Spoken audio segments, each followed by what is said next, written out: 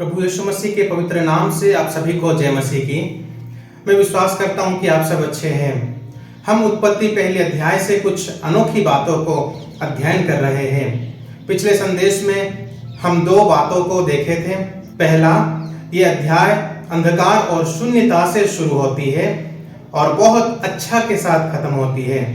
दूसरा, इस अध्याय में दुनिया के हर चीज और जीव जंतु को हम देख पाते हैं, लेकिन कार्य करने वाला सिर्फ परमेश्वर है। अगर आप लोग पिछला वीडियो नहीं देखे हैं तो कृपया जरूर देखें। उसका लिंक नीचे डिस्क्रिप्शन बॉक्स में दिया गया है। तीसरी बात, हमें बनाने से पहले परमेश्वर ने हमारे जरूरतों को बनाया। जैसे हम सब जानते हैं, परमेश्वर ने मनुष्य को सबसे आखिरी में बनाया।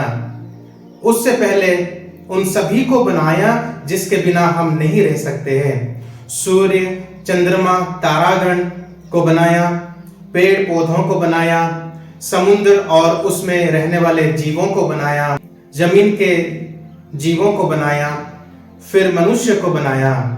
मनुष्य से पहले जो जो परमेश्वर ने बनाया वो सब मनुष्य के लिए अति आवश्यक है। उसके खाने के लिए, उसके रहने के लिए, उसके पहनने के लिए, उसके साथ रहने के लिए और उसके मनोरंजन के लिए। एक भी ऐसा आवश्यक चीज नहीं है जिसे परमेश्वर ने मनुष्य से पहले ना बनाया हो। इससे हम क्या सीखते हैं? परमेश्वर हमारी सारी आवश्यकता जानते हैं। हमें किसी भी विषय के लिए परेशान होने की आवश्यकता नहीं है। चाहे आप कोई भी क्षेत्र में हो, आप ये जान ले कि परमेश्वर आपके सारे जरूरतों को जानता है और आपको बनाने से पहले उसने आपकी जरूरतों को बनाया हुआ है।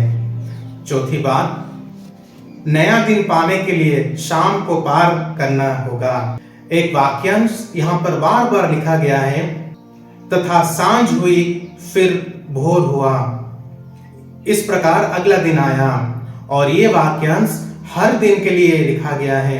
ये बार बार लिखने की आवश्यकता क्या है?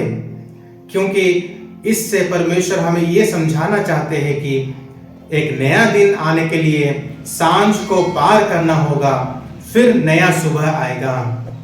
सांझ रात या अंधकार का शुरुआत होता है, जो कोई भी नहीं चाहता है।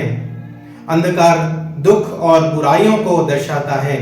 अगर हम उसे पार कर दें तो एक नया सवेरा देख पाएंगे। अगर आप लोगों में से कोई परेशान है, दुख और दर्द में है, तो परमेश्वर के ऊपर भरोसा करके उसे पार कर ले। एक नया सवेरा आपका इंतजार कर रही है।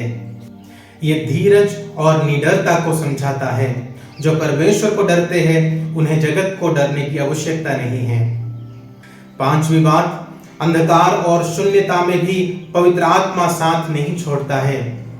दूसरी आयत कहता है, और पृथ्वी बेडौल और सुनसान पड़ी थी और गहरे जल के ऊपर अंधियारा था, तथा परमेश्वर का आत्मा जल के ऊपर मंडराता था। पवित्र आत्मा बुरा परिस्थिति में भी साथ नहीं छोड़ता है। अनेक लोग निराश हो जाते हैं, तब उनके जीवन में विपरीत परिस्थिति आते हैं। वो उस समय पर पवित्र आत्मा की उपस्थिति को महसूस करना आवश्यक है। जीवन से सारी परेशानियां दूर होगी, क्योंकि अंधकार की अवस्था में भी पवित्र आत्मा हमारे चारों ओर मंडराता है। तो आज हम 3 बातों को सीखे। पहला, हमें बनाने से पहले परमेश्वर ने हमारे सारे जरूरतों को बनाया। दूसरा, नया दिन पाने के लिए शाम को पार करना होगा। और तीसरा, अंधकार और शून्यता में भी पवित्र आत्मा साथ नहीं छोड़ता है। उत्पत्ति पहला अध्याय से हम लोग कुल 5 बातों को सीखे। कुछ और बातों को अगले वीडियो में सीखेंगे। प्रभु आप सभी को आशीष दे। जय मसीह की।